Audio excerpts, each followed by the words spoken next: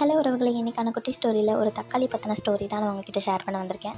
ஒரு பெரிய ஒரு கடைக்கு போய்ட்டு தக்காளி வாங்கிட்டு வர்றாரு. அதில் அழுகின தக்காளியெல்லாம் பார்த்து ரோட்டோரமாக தூக்கி எறிஞ்சிட்டு போகிறாரு.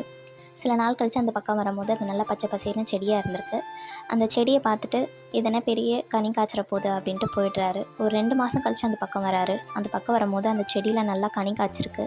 அந்த கனியை பார்த்துட்டு இன்னும் கொஞ்ச நாள் இது பழமாயிடும், நம்ம பறிச்சுட்டு போயிடலான்னு அவர் பறிச்சுட்டு போயிடுறாரு.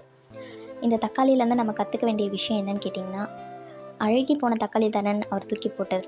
ஆனால் நான் அழுகி போகலை, என்னால் உயிர் வாழ முடியும் அப்படின்ட்டு அது புது செடியை உருவாக்கி நிறைய கனியை கொடுத்துருக்கு.